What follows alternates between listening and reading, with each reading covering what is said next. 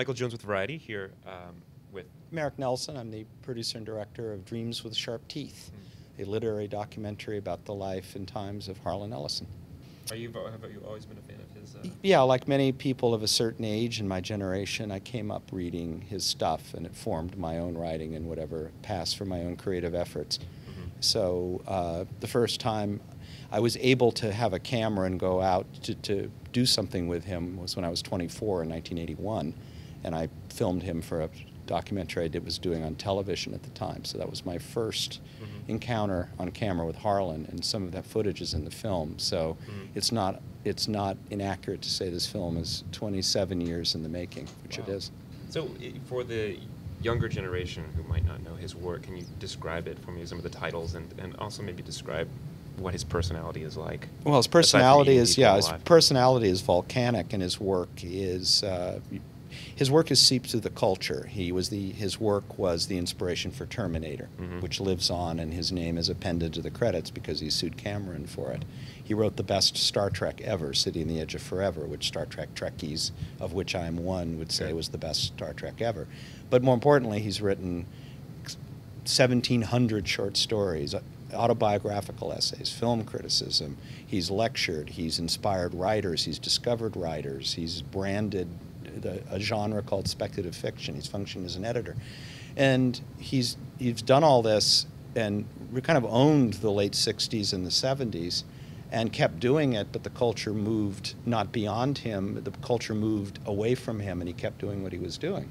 So what we've got here is this sort of a guy who has one foot in the pulp tradition of the 1950s and the original, the Lenny Bruce comic tradition of the 50s, who's still alive today. This guy is a force of nature, and attention must be paid. And unlike Hunter Thompson, who kind of guttered his last years out and then blew his brains out and in some ways didn't know how he was loved, I want Harlan in his own lifetime to see that his work still has an impact and reaches people, which it does.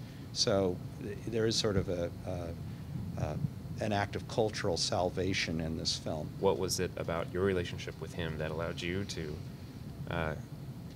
make this? Well, I didn't waste his time. I know his work intimately, and I knew what I was doing when I went in, and I knew the ground rules. If you read his work and you know who you're dealing with and you're careful, you're going to be okay. But if you go in and you don't know what you're dealing with, or you don't know who he is, or in some ways you don't know his obscure cultural references and you can't engage him in conversation, or if you use the word like in a sentence, or the list of things you don't do around Harlan is legion, and I was able to sidestep most of them. And also, the great thing is, he was just waiting for someone to ask him. The ironic thing is I'm not a genius for uncovering this or for doing anything. He just is waiting for somebody to ask him politely. Like anything, it's sometimes, if you just ask politely, it's amazing what you can accomplish in the culture.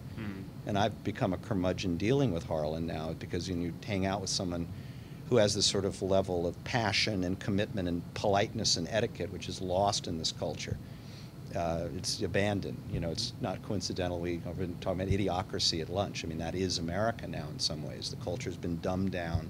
Everything has been stripped down to its barest, most stupid, base essentials.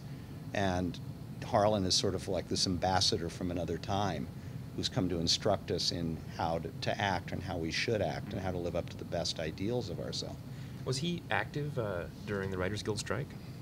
Oh, yeah. Yeah, absolutely. How so? Just picketing. I mean, he's not in the best of health, picketing every day. Wrote an incendiary essay on how the Guild caved in completely and cravenly accepted it. And he's been an absolute vehement, talons outstretched defender of the Writers Guild and writers' rights. And that doesn't sit well in a producer, corporate-dominated Hollywood. Yeah, I think we put that essay on the Scribe Vibe on Variety. Yeah, you did. And, a lot of people, even the Guild is sort of like, ooh, get away from me, you crazy old man. But the fact is, he's a crazy old man with nothing to lose, and attention must be paid. He's not in the best of health. I don't want 15 years from now, when he's gone and can't speak for himself, someone to do a film and say, look, what a genius Harlan Ellison was. How come we didn't know this when he was alive?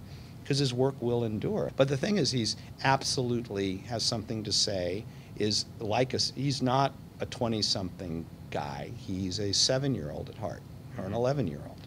you know, this is a guy who has that 7-year-old living in his he can, as I think Rimbaud said, and Harlan quotes, genius is the recovery of childhood at will. And I think Harlan Ellison exemplifies that perfectly. Well, Eric, thanks for coming by. Yeah, thank you. Yeah.